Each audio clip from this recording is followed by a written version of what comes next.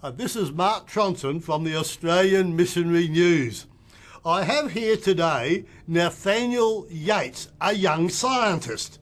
Now, Nathanael, tell us something about your growing up years.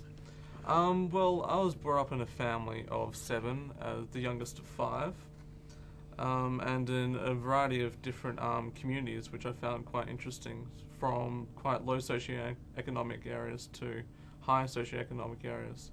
My father was a pastor, and my mother was a housewife and a high school maths teacher. Wow. Now, how did you get into serious science? And what are some of your intellectual mentors? I've been interested in science for quite a long period of time, even since I was a child, maybe dinosaurs, the normal kind of things. But since about year 10, I've been interested in schizophrenia in particular, which I read a psychology textbook which got me quite interested in it. Since then, I've been interested in schizophrenia and particularly auditory hallucinations. Can you explain that? Well, about 1% of the population will get schizophrenia at one point in their time. That's why it interests me so much. But the most common symptom that many people have is that they actually hear voices or other noises that actually don't exist, which can be quite disturbing for people. All right. Now, where has your science career taken you? So far, not to many places yet, but I've got a number of awards. I topped neuroscience in 2nd and 3rd year of university, and currently... Now, which university? At the University of Western Australia. Wonderful. So currently I'm doing honours research in auditory pathways in the brainstem. Now, auditory pathways mean sound. Yes, that's right. So the sound, just where the sound follows. In a manner of speaking, yes. So I'm looking where the different neurons connect in the brainstem.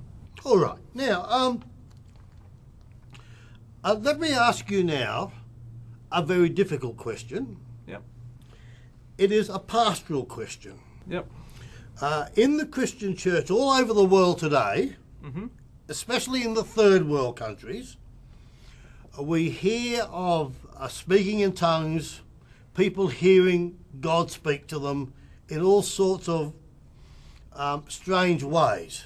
Now, would in fact your science have something to say about that?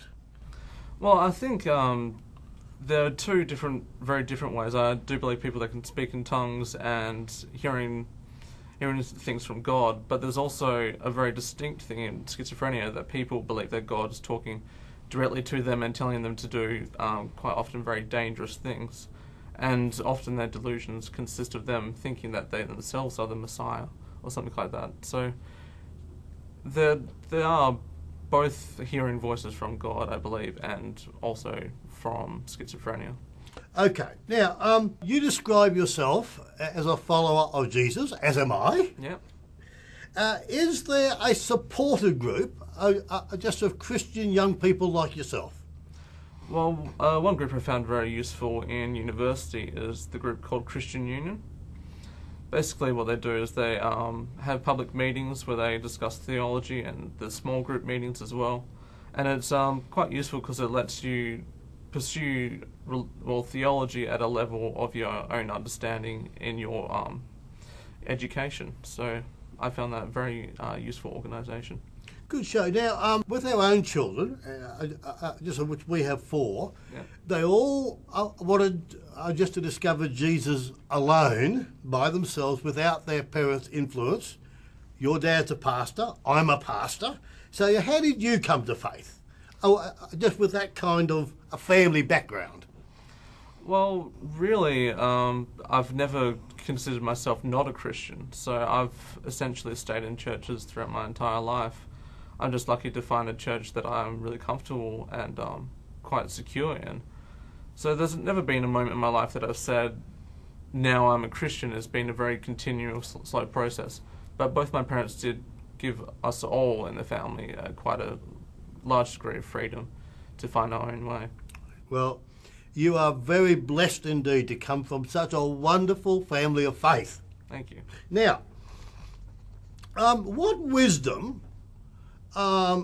did your faith mentors impart to you, And what insights might you share just with other young people about being followers of Jesus?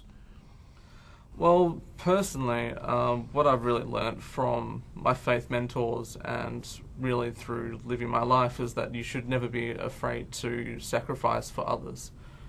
It's, I think, the most powerful form of evangelism that you can ever do is to really be willing to sacrifice and suffer for other people. A lot of the time people have mixed motivations for doing community service and things like that, but I think you should always be willing to do things, even if you've got nothing to gain from it at all. All right. And now, how would you describe your faith just to other young people? I would say that my faith is based both on quite rational reasoning, but also on experience, because you can't really have a firm faith without either. That's right. Well, Nathanael Yates, you are a young man with great inspiration, and I feel very privileged just to have met you and just for you to be on the Australian Missionary News.